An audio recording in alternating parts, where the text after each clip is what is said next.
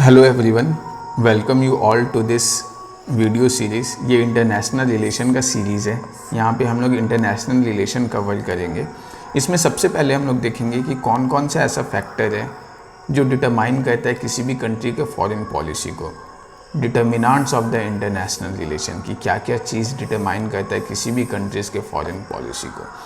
इसमें हम लोग देखेंगे सबसे पहले सोवरेनिटी, जो पहला फैक्टर है जो किसी भी कंट्री का फॉरेन पॉलिसी को डिटरमाइन करता है, वो है सोवरेनिटी। सोवरेनिटी का मतलब क्या होता है? ये एक्चुअली सोवरेन वर्ड से आया है। सोवरेन का मतलब जो होता है वो होता है एक टाइप का मतलब जो खुद में इंडिपेंडेंट है। मतलब सोवरेन हम बोलेंगे कि कोई भी कंट्री सोवरेन है, इसका मतलब क्या कि वो इंडिपेंडेंट है खुद में। मतलब वो जो भी डिसीजन ले रहा है उसमें किसी का भी इंटरफेरेंस नहीं है, no interference of external powers. तब हम लोग बोलेंगे कोई भी कंट्री जो है सोवरेन है। तो बात आता है कि सोवरेनिटी इंपॉर्टेंट क्यों है किसी भी कंट्री के लिए।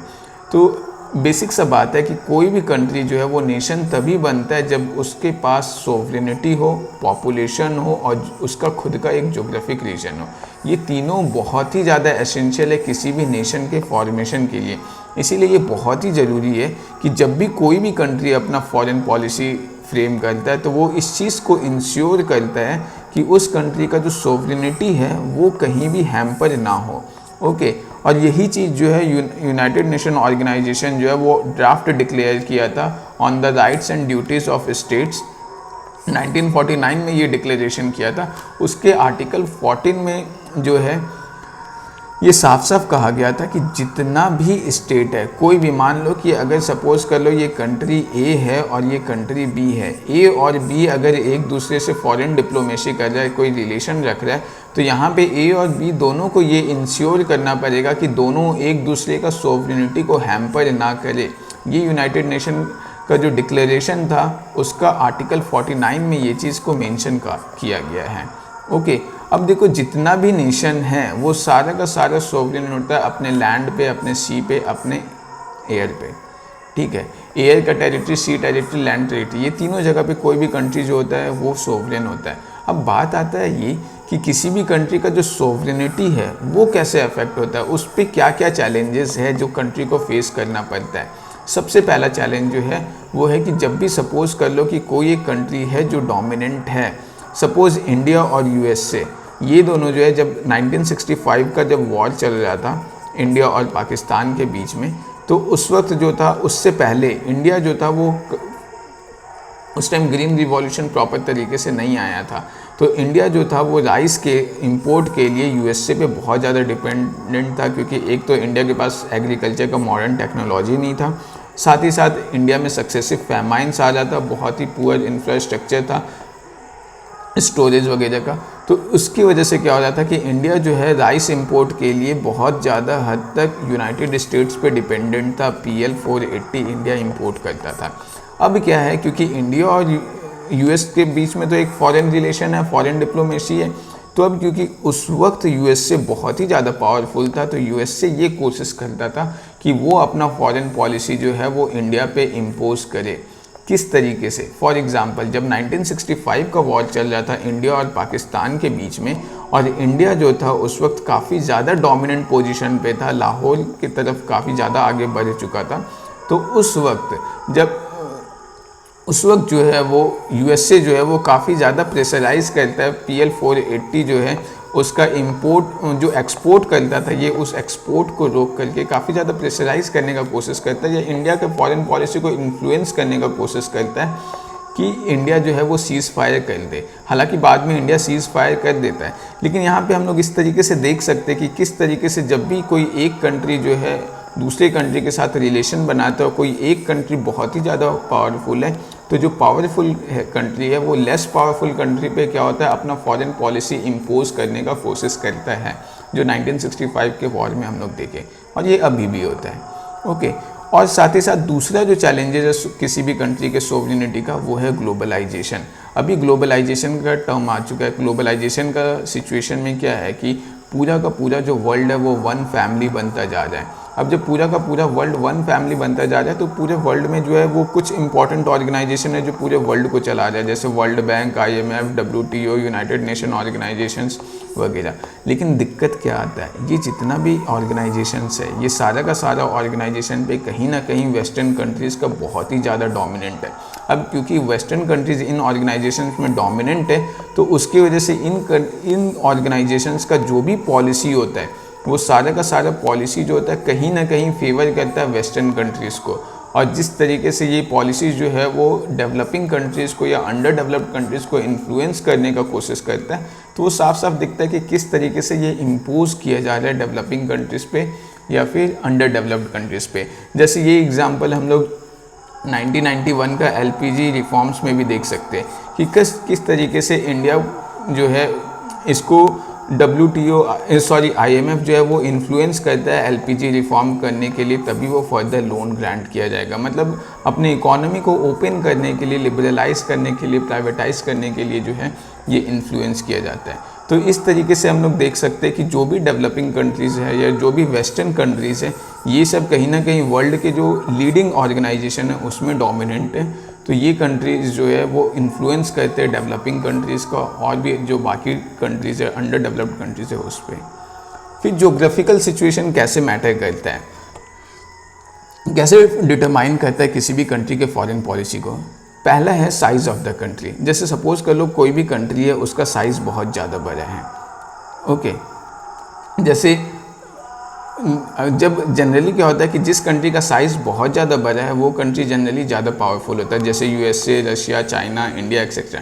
इसमें कुछ एक्सेप्शंस भी है जैसे जापान और इज़राइल, ठीक है। तो यहाँ से एक चीज़ तो पता चला है कि साइज़ जो है वो बहुत इंपॉर्टेंट फैक्टर प्ले करता है फॉरेन पॉलिसी में या कंट्री का मतलब वर्ल्ड का इंटरनेशनल रिलेशन या जियोपॉलिटिकल सिचुएशन को डिटरमाइन करने में। लेकिन साइज़ ऑफ द कंट्री केवल इकलौता फैक्टर नहीं है, बहुत बार होता है कि जियोपॉलिटिकल सिचुएशन भी बहुत ज़्यादा मैटर करता है। जैसे सपोज़ कर लो कनाडा है, कनाडा का जो पर कैपिटा इनकम है, यहाँ पे कनाडा है, ये कनाडा का जो पर कैपिटा इनकम है ये USA के पर कैपिटा इनकम से काफ़ी ज़्यादा है। लेकिन फिर भी जो वर्ल्ड है, जो वर्ल्ड पॉलिटिक है, जो फॉरेन डिप्लोमेसी है, जो जियो पॉलिटिक्स है, उसमें यूनाइटेड स्टेट का जो डोमिनेंस है या इन्फ्लुएंस है ये कनाडा के कंपेयर में बहुत ही ज़्यादा है। ऐसा क्यों हो रहा है? ऐसा होने का एक रीज़न तो है जैसे पॉपुलेशन ऑफ कनाडा। कनाडा का पॉपुलेशन बहुत ही कम है, 3.76 करोड़ है, ये 2019 का डाटा है। लेकिन पॉपुलेशन ऑफ USA जो है वो 32.82 करोड़ है, ये अकॉर्डिंग टू 2019। अब पॉपुलेशन अगर कनाडा का कम है और USA का ज़्यादा है तो इससे फॉरेन पॉलिसी कैसे अफेक्ट कर रहा है? देखो एक्चुअली क्या होता है, जो पॉपुलेशन होता है उसका क्या यूज़ है, वो आर्मी बनाएगा, पॉपुलेशन जो है वो लेबर होगा, लेबर का काम करेगा, कंट्री का रिसोर्स का काम करेगा। पॉपुलेशन जो है वो मार्केट क्रिएट करेगा, इंटरनल मार्केट भी, एक्सटर्नल मार्केट भी। पॉपुलेशन जो है प्रोडक्शन करेगा। जैसे पॉपुलेशन का इतना ज़्यादा इन्फ्लुएंस किस तरीके से सो हम लोग देखते हैं, जैसे ये हो गया, ये यूरोप है।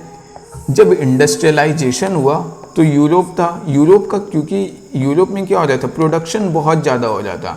लेकिन प्रोडक्शन तो हो गया बहुत ज़्यादा, इसे खरीदेगा कौन? खरीदने के लिए इनके पास पॉपुलेशन भी तो होना चाहिए उतना। तो यूरोप का पॉपुलेशन उतना ज़्यादा नहीं था, तो उसकी वजह से क्या हुआ कि इन लोगों को बाहर कॉलोनीज़ बनाना पड़ा, ठीक है। जब ये कॉलोनीज़ बनाना स्टार्ट किए तो जिसकी वजह से क्या हुआ कि इनको बाहर अपना मार्केट में सामान भेजना पड़ा। लेकिन ये USA के साथ ऐसा नहीं हुआ। USA के साथ क्या था कि इन लोग को कॉलोनीज़ बनाने का नीड नहीं था। रीज़न ये था कि इन लोग का खुद का पॉपुलेशन इतना ज़्यादा सफिशिएंट था कि जो भी चीज़ ये प्रोड्यूस कर रहे थे उसको कंज्यूम भी कर सकते थे, ठीक है। तो इस तरीके से जो है पॉपुलेशन फॉरेन पॉलिसी को मतलब इन्फ्लुएंस करता है कि USA का पॉपुलेशन सफिशिएंट इनफ था तो ये फॉरेन पॉलिसी में इसका कॉलोनाइजेशन नहीं आया। लेकिन जो यूरोप है, यूरोप का पॉपुलेशन उतना ज़्यादा सफिशिएंट नहीं था तो इनके फॉरेन पॉलिसी में कॉलोनाइजेशन आ जाता है, ओके। तो इस तरीके से हम लोग देख सकते हैं कि पॉपुलेशन कैसे इन्फ्लुएंस करता है। साथ ही साथ और क्या है कि ज्योग्राफी और कैसे ज्योग्राफिकल सिचुएशन जो है वो डिटरमाइन करता है कंट्री का फॉरेन पॉलिसी को। तो जैसे कनाडा है, कनाडा का जो ज्योग्राफिकल एरिया है वो बहुत ही ज़्यादा आइस से कवर है। जैसे ये जो है ये ऊपर वाला जो भी पार्ट है ग्रीनलैंड से मिलता जुलता, ये सब जो है ये बहुत ही ज़्यादा आइस से कवर है और ये लगभग सालों भर कवर रहता है आइस से, जिसकी वजह से क्या है कि इसका फॉरेन पॉलिसी जो है वो भी अफेक्ट होता है। ओके, जैसे ट्रेड कम होगा, इधर से वो ट्रेड नहीं कर सकता बहुत ज़्यादा। फिर दूसरा जो है इंडस्ट्रीज़ को लेके हो गया कि किस टाइप का इंडस्ट्रीज़ वहाँ पे सेटअप होगा वगैरह। ओके, फिर और क्या जियोग्राफिकल सिचुएशन मैटर करता है, जैसे एक हो गया बफर स्टेट। हम लोग देख रहे हैं कि किस तरीके से कंट्री का जो ज्योग्राफी है वो वहाँ का फॉरेन पॉलिसी को डिटरमाइन करता है। ओके, तो इसमें एक तो हम लोग अभी देख लिए कि ज्योग्राफी में आ गया हम लोग का कि पॉपुलेशन साइज़ आ गया। ओके, साइज़ ऑफ द हम लोग देख लिए कि साइज़ जो होता है वो जनरली डिटरमाइन करता है कि कंट्री कितना पावरफुल होगा, लेकिन उसमें हम लोग कुछ एक्सेप्शंस देखें, जैसे ये जापान हो गया। जापान ऑल्दो बहुत छोटा है लेकिन फिर भी ये जो है ये बहुत ही ज़्यादा पावरफुल है, वर्ल्ड पॉलिटिक्स में इसका इन्फ्लुएंस बहुत ज़्यादा है। सेम जो है वो इज़राइल के साथ है। इज़राइल बहुत ही ज़्यादा छोटा है लेकिन फिर भी इसका जो डोमिनेंस है ये जो है ये वर्ल्ड पॉलिटिक्स में बहुत ज़्यादा है। फिर हम लोग जो दूसरा फैक्टर देख रहे हैं वो है बफर स्टेट। बफर स्टेट कैसे कंट्री का फॉरेन पॉलिसी को डिटरमाइन करता है। जैसे सपोज़ ये नेपाल है, नेपाल जो है ये क्या है, बफर स्टेट है, चाइना के बीच और इंडिया के बीच का बफर स्टेट है। तो नेपाल का जो फॉरेन पॉलिसी है वो काफ़ी ज़्यादा डिफरेंट होगा as compare to Oman. Oman और इंडिया का जो रिलेशन है और नेपाल और इंडिया का जो रिलेशन है वो काफ़ी ज़्यादा डिफरेंट होगा। क्यों? क्योंकि ओमान और इंडिया जो है ये बफर नहीं, ओमान जो है वो इंडिया के लिए बफर स्टेट का काम नहीं कर रहा है। जैसे इसको दूसरे तरीके से देखते हैं, बफर स्टेट का मतलब क्या है, जो जैसे नेपाल है, नेपाल को सपोज जैसे 2015 में क्या हुआ था, 2015 में यहाँ पे जो है यहाँ पे ब्लॉकेड किया गया था। यहाँ पे जो नेपाल का ही जो ये प्लेन एरिया का जो ट्राइब है ये जो है ये इस जगह पे ब्लॉकेड किया था। तो अब ये जब ब्लॉकेड किया तो उसकी वजह से क्या हुआ कि नेपाल का जो रिलेशन है वो चाइना के साथ बढ़ गया, या इंडिया के लिए नेपाल के साथ रिलेशन अच्छा बनाना क्यों ज़रूरी है। उसका रीज़न सिंपल यही है कि इंडिया जब नेपाल के साथ रिलेशन अच्छा रखेगा तो कल को जब चाइना इंडिया पे अटैक करेगा तो वो नेपाल के थ्रू नहीं करेगा, वो डायरेक्टली इस साइड से करेगा। या दूसरा ये है कि उससे पहले मतलब अभी क्या है, अगर सपोज़ कर लो ये नेपाल जो है वो चाइना के सपोर्ट में आ जाता है तो इंडिया को जो है ये अपना उत्तराखंड और यूपी, बिहार, सिक्किम, वेस्ट बंगाल वाला जो बॉर्डर है यहाँ पे भी फिर इंडिया को अपना आर्मी को बहुत ज़्यादा मतलब स्टैंडिंग आर्मी को बहुत ज़्यादा स्ट्रेंथ प्रोवाइड करना पड़ेगा, क्योंकि फिर ऐसा हो सकता है कि चाइना जो है वो नेपाल के थ्रू इंडिया पे अटैक कर सकता है। लेकिन नेपाल के साथ अगर रिलेशन अच्छा होगा तो इंडिया को जो है अपना आर्मी जो है वो इन पोर्शंस पे जो है वो ज़्यादा पावरफुल रखना पड़ेगा। तो ये जो होता है ये बफर स्टेट का बहुत बड़ा रोल होता है। सेम केस भूटान के साथ है, भूटान के साथ भी ऐसा ही होता है। एक और अगर हम लोग हिस्ट्री से देखें तो जब हम लोग हिस्ट्री देखते थे तो यहाँ पे क्या था कि जब हम लोग बैटल ऑफ बक्सर देखते तो इस जगह पे ये वाला रीजन जो था वो बंगाल था, यहाँ पे कोई अवध था और ये जो था ये दिल्ली, यहाँ पे मुग़ल एम्पायर था और ये जो था ये मराठा एम्पायर था। तो जब हम लोग बैटल ऑफ बक्सर का जब हम लोग ट्रीटी पढ़े थे तो वहाँ पे क्या होता है, जो ईस्ट इंडिया कंपनी है वो बंगाल के अवध के साथ जो है वो ऑफेंसिव और डिफेंसिव ट्रीटी साइन करता है। ऑफेंसिव और डिफेंसिव ये शायद कन्फ्यूजन है, ये शायद केवल डिफेंसिव ट्रीटी साइन करता है। क्यों? डिफेंसिव ट्रीटी में क्या है कि ईस्ट इंडिया कंपनी पे कल को कोई भी अटैक करेगा तो अवध जो है वो भी ईस्ट इंडिया कंपनी का हेल्प करेगा उस वॉर में। ओके, मतलब ईस्ट इंडिया कंपनी फ्यूचर का जितना भी वॉर लड़ेगा उन सब में अवध का आर्मी जो है वो ईस्ट इंडिया कंपनी को हेल्प करेगा। यहाँ पे अवध में जो है यहाँ पे राजा जो है उसको कम्प्लीटली मतलब जैसा वो रूल कर रहा है करने दिया जाता है। क्यों? क्योंकि अगर सपोज़ कर लो ये बंगाल का टेरिटरी तो ईस्ट इंडिया कंपनी के पास आ गया था, अगर अवध का टेरिटरी भी तो ले सकता था ईस्ट इंडिया कंपनी, लेकिन अगर अवध का टेरिटरी भी ईस्ट इंडिया कंपनी ले लेता तो बंगाल का और ईस्ट इंडिया कंपनी का और मराठा का जो बॉर्डर है वो सेम हो जाता। तो उसकी वजह से क्या हो सकता था कि मराठा और अगर ईस्ट इंडिया कंपनी का बॉर्डर सेम हो जाता तो उसमें क्या होता, दोनों पे वॉर होने का सिचुएशन बढ़ जाता और क्योंकि उस टाइम पे 1764 के टाइम में जब बैटल ऑफ बक्सर हुआ था, उस टाइम पे मराठा जो था वो क्योंकि काफ़ी पावरफुल था, तो इसलिए east India company direct confront नहीं करना चाहता था मराठा से, इसलिए वो अवध को एज अ बफर स्टेट बनाता है। ये सेम चीज़ जो बफर स्टेट वाला है वो हम लोग यहाँ पे भी देखते हैं वर्ल्ड वार के टाइम पे, जब यहाँ पे जर्मनी जो है वो ऑस्ट्रिया हंगरी एम्पायर जो होता है इसको एज अ बफर स्टेट बनाता है रशिया के अगेंस्ट। इधर रशिया होता है, यहाँ ऑस्ट्रिया हंगरी एम्पायर होता है और इधर जर्मनी होता है। तो ऑस्ट्रिया हंगरी एम्पायर से वो फ्रेंडशिप करके रखता है। वो चाहता तो ऑस्ट्रिया हंगरी को कॉन्कर भी कर सकता था, लेकिन उस टाइम वो नहीं करता है। क्यों? क्योंकि ऑस्ट्रिया हंगरी जो है वो रशिया के अगेंस्ट बफर स्टेट का काम करता है। तो बफर स्टेट का रोल समझ में आया कि क्या होता है, कि ये जो है ये एक टाइप का मतलब प्रोटेक्शन प्रोवाइड करता है। ओके, तो इस तरीके से हम लोग देखें कि किस तरीके से बफर स्टेट का रोल है। सेम अगर हम लोग यहाँ पे मालदीव्स का देखें तो जैसे ये है मालदीव्स जो है वो क्या है, ये मैरीटाइम बफर प्रोवाइड करता है। जैसे सपोज कर लो कि अगर मालदीव्स से रिलेशन अच्छा है, ठीक है, तो अभी क्या होगा कि ये जो है ये एक बफर का काम करेगा। बफर का काम कैसे? जैसे सपोज कर लो मालदीव्स के थ्रू ये किसी भी मतलब अगर मालदीव्स के साथ रिलेशन अच्छा है तो मालदीव्स के थ्रू जो है ये फिर बाद में जो है मेडागास्कर हो गया या फिर और भी जो इधर कंट्रीज़ है जैसे इंडोनेशिया हो गया, मलेशिया हो गया, ये सब के थ्रू जो है मालदीव्स के थ्रू भी रिलेशन कर सकता है। हालांकि ये डायरेक्ट भी कर सकता है, लेकिन मालदीव्स बफर स्टेट में जैसे सपोज चाइना है, चाइना का मालदीव्स में अपना बेस बना लेता है, तो उसके अगेंस्ट जो है ये बफर का काम करता है कि अगर मालदीव्स में या जैसे श्रीलंका का यहाँ पे हैबनपोर्टा पोर्ट है, इस पर अगर चाइना जो है वो अपना बेस बना लेता है तो वो इंडियन सिक्योरिटी के लिए काफ़ी ज़्यादा थ्रेट होगा। अभी जैसे कोस्टल गार्ड्स जो है वो उतना ज़्यादा आर्म्स एंड एम्यूनिशन को लेके स्ट्रेंथन नहीं है जितना ये बॉर्डर पे जो गार्ड्स है वो होते हैं।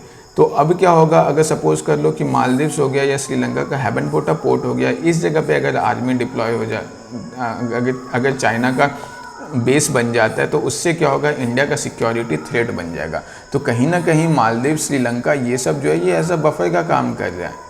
ओके, तो ये हम लोग देखें कि कैसे ज्योग्राफी जो है किसी भी कंट्री का वो इंटरनेशनल रिलेशन को हैम्पर करता है, या हैम्पर नहीं इन्फ्लुएंस करता है। फिर हम लोग देखेंगे नेचुरल रिसोर्स। देखो एक्चुअली क्या होता था, अगर हम लोग कॉलोनाइजेशन के टाइम पे देखें तो जिस कंट्री के पास जितना ज़्यादा रिसोर्स होता था उस कंट्री का एक्सप्लॉइट होने का चांसेस उतना ज़्यादा था। जैसे अफ्रीका, ये पूरा कॉलोनीज था, ये पूरा साउथ अमेरिका कॉलोनीज था, ये एशिया वाला जो रीजन है ये सब जो है ये कॉलोनीज था। मालदीव्स, डच हो गया, इंडोनेशिया हो गया, ये सब कॉलोनीज था। इसका रीज़न क्या है, क्योंकि ये जो रीजन था ये काफ़ी रिसोर्स रिच रीजन था।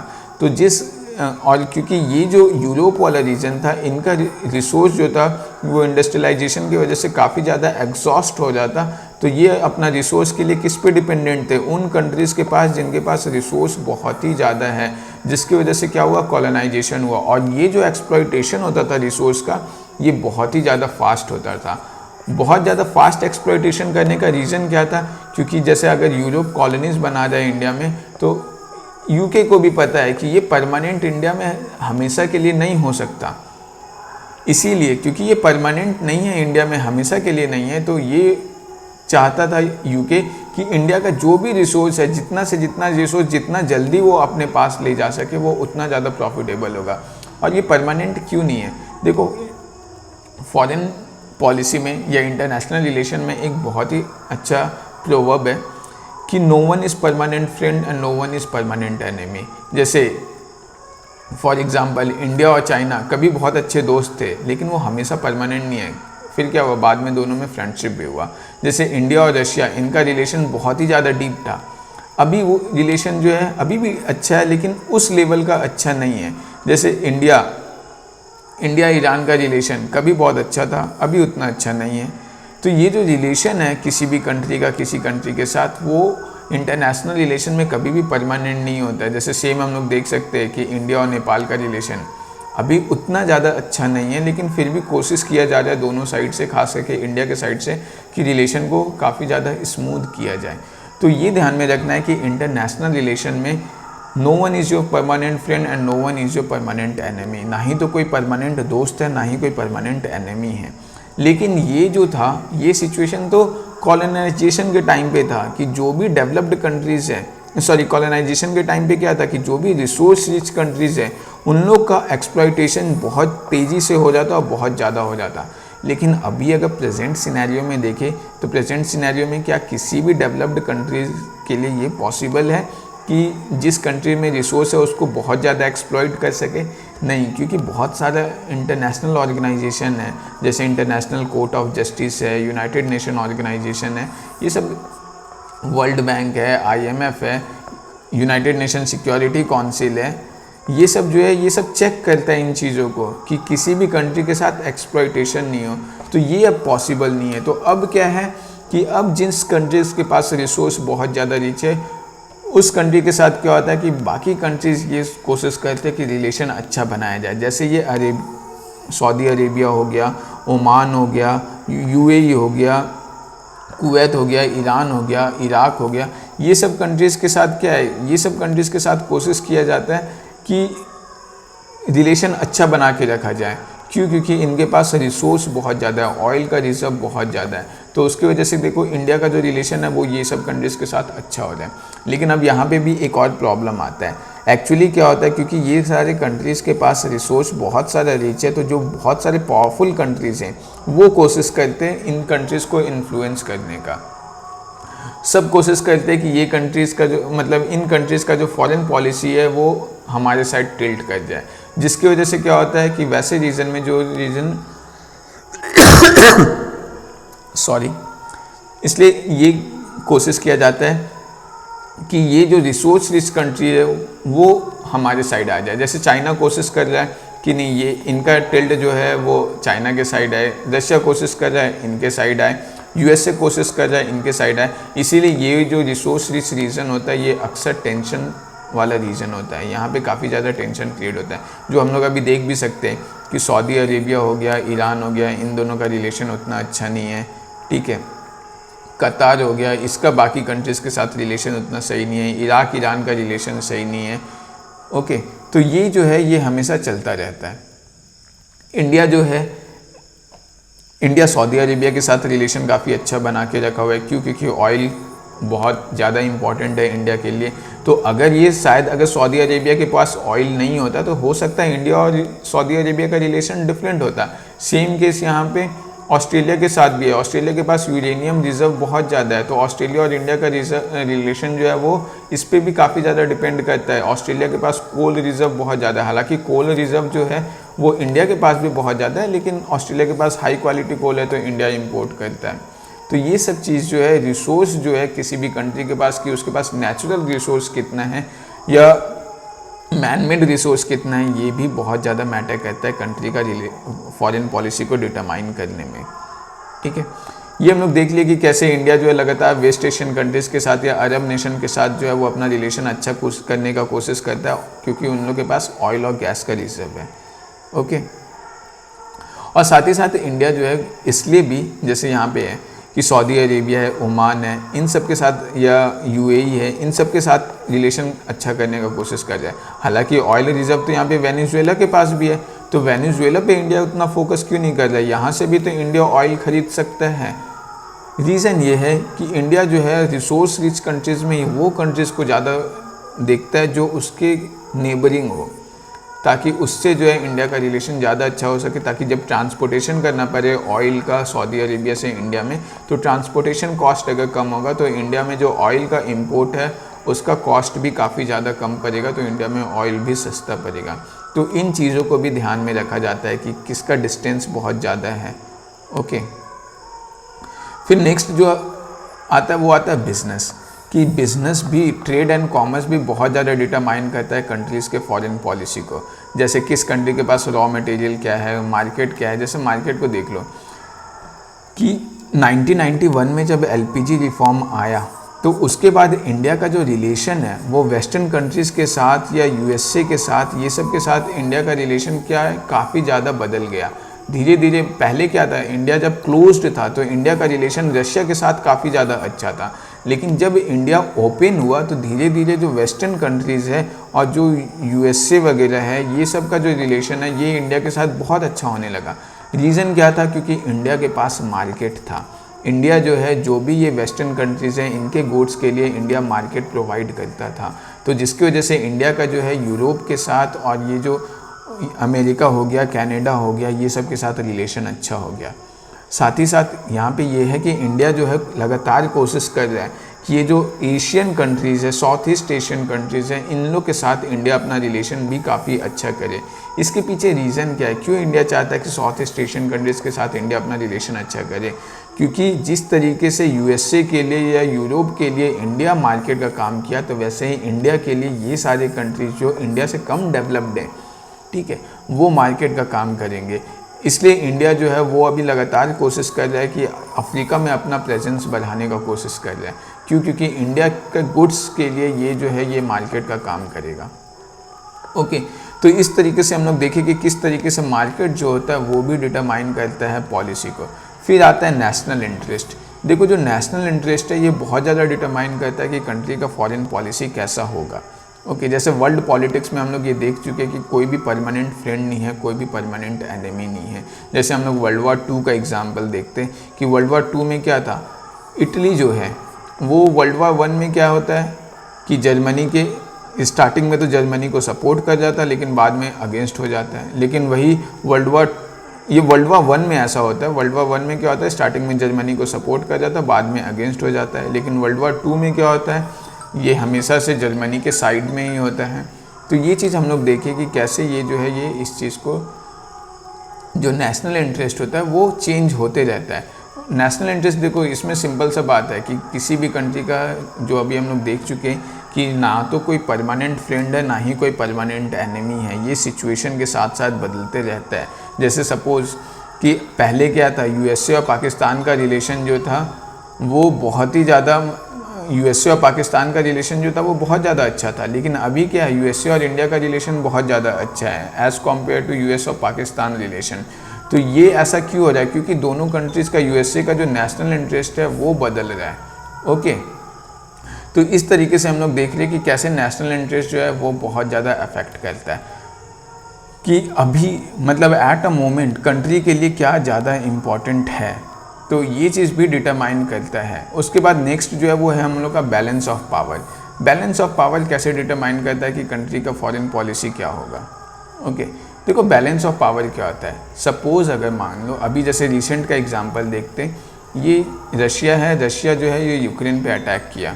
ओके, अब जब रशिया यूक्रेन पे अटैक किया तो यहाँ पे यूक्रेन को सपोर्ट करने ये सारे जो वेस्टर्न कंट्रीज़ है, फ्रांस, जर्मनी, यूके, ये सब यूक्रेन को सपोर्ट कर रहे हैं। इवन जो यूएसए है ये भी हम लोग का यूक्रेन को सपोर्ट कर रहा है। अगर सपोज़ कर लो इन सब का सपोर्ट यूक्रेन पे नहीं होता तो रशिया के लिए यूक्रेन को कैप्चर करना बहुत ही इजी था। ये तो कब का एक बार में कर चुका होता, यूक्रेन को, बेलारस को, पोलैंड को, रोमानिया को, सबको कर चुका होता। यही चीज़ होता है balance of power. Balance of power क्या होता है कि जैसे ये रशिया है, रशिया के सामने यूक्रेन तो बहुत वीक है, तो अब ये तो बैलेंस ऑफ पावर किसके तरफ शिफ्ट है, रशिया की तरफ शिफ्ट है। लेकिन ये बैलेंस तो बना रहना चाहिए, ये रशिया की तरफ शिफ्ट नहीं करना चाहिए। तो उसके लिए क्या होता है कि जैसे ये छोटा कंट्रीज जो है यूक्रेन वगैरह, ये सब किसका सपोर्ट ले रहा है, रशिया, मतलब ये सब सपोर्ट किसका ले रहा है, यूएस का, या ये वेस्टर्न कंट्रीज़ का, फ्रांस का, इंग्लैंड का, जर्मनी का, ये सब का। क्यों? ताकि बैलेंस ऑफ पावर बना रहे। सेम एग्जांपल अभी हम लोग देख रहे हैं कि यहाँ पे साउथ चाइना सी में जब चाइना जो है वो फॉरवर्ड हो रहा है, ये आगे जाके टेरिटरी कैप्चर करने का कोशिश कर रहा है, तो क्या ज़रूरी है कि इंडिया इस चीज़ का वॉइस रेज कर रहा है? या क्यों यूएसए जो है, जो इतना दूर में है, पूरा पैसिफिक ओशन पार करने पे आ रहा है चाइना, तो उसका यहाँ पे क्या इंटरेस्ट है जो वो चाइना का साउथ चाइना सी में जो चाइना का इन्वेजन है, या साउथ चाइना सी में जो चाइना इंक्लूड कर रहा है, उस पर वो आवाज़ उठा रहा है। रीज़न सिंपल है, क्योंकि अगर वो ऐसा नहीं करेगा तो इस रीजन का जो बैलेंस ऑफ पावर है वो ख़राब हो जाएगा। और उसके बाद हो सकता है कि अगर इन कंट्रीज़ पे जो बाकी के पावरफुल कंट्रीज है, यूएसए वगैरह, जैसे जापान हो गया या यूके वगैरह हो गया, ऑस्ट्रेलिया हो गया, इन सब का अगर इन्फ्लुएंस नहीं होगा तो चाइना के लिए कल को ये बहुत ईजी हो सकता है कि वो वियतनाम को कैप्चर कर ले या फिलीपींस को कैप्चर कर ले। तो बैलेंस ऑफ पावर भी बहुत ज़्यादा डिटरमाइन करता है। जैसे सेम देख लो पाकिस्तान का केस, कि पहले क्या था कि पाकिस्तान का और यूएस का रिलेशन बहुत अच्छा था, ओके, तो इंडिया का रिलेशन किसके साथ अच्छा था? रशिया के साथ। क्यों? ताकि इस रीजन में बैलेंस बना रहे, ओके, क्योंकि अगर इंडिया का रिलेशन अगर रशिया से भी ख़राब होता, चाइना से भी ख़राब होता, तो ये पाकिस्तान, रशिया, चाइना सब पाकिस्तान को हेल्प करते और हो सकता है इंडिया पे वॉर करना पाकिस्तान के लिए ज़्यादा इजी हो जाता। तो ये बैलेंस ऑफ पावर मेंटेन करना पड़ता है। सेम सिचुएशन अभी है कि इंडिया, अभी चाइना और पाकिस्तान का फ्रेंडशिप काफ़ी ज़्यादा है, तो इंडिया जो है वो अपना बैलेंस ऑफ पावर कैसे मेंटेन कर रहा है? यूएसए से फ्रेंडशिप करके, रशिया से फ्रेंडशिप करके, वेस्टर्न कंट्री से फ्रेंडशिप करके, ताकि ये जो चाइना और पाकिस्तान जो दोनों नेबरिंग कंट्रीज़ है और ये दोनों जो है ये बैलेंस ऑफ पावर को ख़राब ना करे। तो ये हम लोग देखें कि कैसे बैलेंस ऑफ पावर जो है वो रीजन का अफेक्ट करता है, मतलब किसी भी कंट्री की फॉरेन पॉलिसी को अफेक्ट करता है। फिर हम लोग देखते हैं नेशनल सिक्योरिटी। देखो जो नेशनल सिक्योरिटी है ये किसी भी कंट्री का फॉरेन पॉलिसी के लिए बहुत ही ज़्यादा इंपॉर्टेंट है, क्योंकि अगर सिक्योरिटी होगा ही नहीं तो नेशन का एग्जिस्टेंस ही थ्रेट में है, कोई मतलब ही नहीं बन जाता। तो नेशनल सिक्योरिटी को देखते हुए भी बहुत बार क्या होता है कि फॉरेन पॉलिसी को फ्रेम किया जाता है। जैसे ड्रग स्मगलिंग कैसे हो रहा है, जैसे यहाँ पे हम लोग देखते हैं कि इंडिया में जो है ये पाकिस्तान से ड्रग स्मगलिंग हो रहा है, नेपाल के थ्रू हो रहा है, यहाँ पे बांग्लादेश के थ्रू हो रहा है, म्यांमार बॉर्डर के थ्रू हो रहा है। तो इस हिसाब से इंडिया जो है अपना फॉरेन पॉलिसी फ्रेम करता है। आर्म्स स्मगलिंग कहाँ से हो जाए, टेररिज्म को लेके, जैसे इंडिया लगातार वर्ल्ड प्लेटफॉर्म पे टेररिज्म के अगेंस्ट अपना वॉइस रेस करते रहता है। रिफ्यूजी का प्रॉब्लम हो गया, जैसे म्यांमार में रोहिंग्या मुस्लिम्स का इशू है, फेक करेंसी, ये सब सारा जो नेशनल सिक्योरिटी है इन चीज़ों को भी लेकर के कंट्री का जो फॉरेन पॉलिसी है वो अफेक्ट होता है। फिर है क्या, culture in context of India. बहुत बार क्या होता है कि कंट्रीज़ का कल्चर भी डिटरमाइन करता है कि किस कंट्री का कल्चर कैसा है। जैसे इंडिया का अगर हम लोग कल्चर देखें तो एंशिएंट हिस्ट्री से लेकर के मेडिवल मॉडर्न हिस्ट्री अभी तक इंडिया का कल्चर हमेशा रहा है लिव एंड लेट लिव, जियो और जीने दो। ये पॉलिसी इंडिया का क्यों रहा? देखो सिंपल सा बात है, इंडिया का हमेशा से एंशिएंट टाइम से ऐसा पॉलिसी इसलिए रहा है क्योंकि ये वाला जो रीजन है यहाँ पे ये क्या है, नेचुरल ज्योग्राफिकल बॉर्डर है। तो इंडिया का जो भी यहाँ पे रूलर्स थे वो इधर तो इन्वेड कर नहीं सकते थे। यहाँ पे क्या है, ये यहाँ पे डेंस फॉरेस्ट है, तो इंडिया के रूलर्स इधर भी ज़्यादा जा नहीं सकते थे। तो ये भी एक टाइप का नेचुरल बाउंड्री है। फिर ये जो कोस्टल रीजन है ये भी एक टाइप का नेचुरल बाउंड्री है। तो बचा जाने के लिए कि इधर इंडियंस जो है वो बस इधर ही तो इन्वेड कर सकते थे, लेकिन इंडियंस इधर भी इन्वेड कभी नहीं करते। रीज़न क्या है, क्योंकि ये वाला जो रीजन था ये कभी भी फर्टाइल नहीं था। फर्टाइल कौन सा रीजन था, ये इंडस प्लेन, गंगा प्लेन। तो इसीलिए हम लोग क्या है कि किसी भी इंडियन रूलर के लिए इधर कब्जा करना कभी भी फ़ायदेमंद का सौदा नहीं था। रीज़न क्या, क्योंकि वो उस टाइम एग्रीकल्चर से जो रिवेन्यू जनरेट होता वो प्रॉफिटेबल नहीं था, कि हमला करने में, वॉर करने में जितना एक्सपेंडिचर आता उससे उन लोग को जो रिवेन्यू है वो उतना जनरेट नहीं हो पाता। तो इसीलिए हम लोग देखेंगे कि इंडियन हिस्ट्री में कभी भी इंडियंस जो थे वो इस साइड अटैक करने पे बहुत ज़्यादा मतलब जोर नहीं देते। लेकिन वही हम लोग देखते कि फॉरेन इन्वेडर्स जितने भी है, बाबर हो गया या नादिर शाह हो गया, जो भी है सब इधर से आते हैं, मोहम्मद गौरी हो गया, सब इधर से आते हैं। क्यों? क्योंकि ये वाला रीजन जो था वो उतना फर्टाइल एरिया नहीं था, यहाँ पे एग्रीकल्चर से रिवेन्यू उतना ज़्यादा जनरेट नहीं होता था। लेकिन इंडिया वाला रीजन में क्या है कि ये काफ़ी फर्टाइल था, तो यहाँ पे एग्रीकल्चर से रिवेन्यू बहुत ज़्यादा जनरेट होता था। इसलिए हम लोग देखते हैं कि इंडिया का जो फॉरेन पॉलिसी है एंशिएंट टाइम से ही हमेशा ऐसा ही है कि लिव एंड लेट लिव। तो बहुत बार क्या होता है कि कंट्री का जो कल्चर है ये भी डिटरमाइन करता है कि वहाँ का फॉरेन पॉलिसी कैसा होगा। ओके, तो ये हम लोग देखें कि कौन कौन सा फैक्टर है जो डिटरमाइन करता है कि किसी भी कंट्री का फॉरेन पॉलिसी कैसा होगा। सबसे पहले तो हम लोग देखें कि सोवरेनिटी, उसके बाद फिर हम लोग जो है सेकेंड पॉइंट देखें ज्योग्राफिकल सिचुएशन, फिर हम लोग देखें नेचुरल रिसोर्स, फिर हम लोग देखें बिजनेस, ट्रेड एंड कॉमर्स, फिर national interest, balance of power, national security और फाइनली जो है वो हम लोग देखें culture in context of India. तो ये वो सारे फैक्टर्स हैं जो डिटरमाइन करता है किसी भी कंट्री के फॉरेन पॉलिसी को। ओके, आई होप ये वीडियो आपको अच्छा लगा होगा। Thank you very much for listening this video.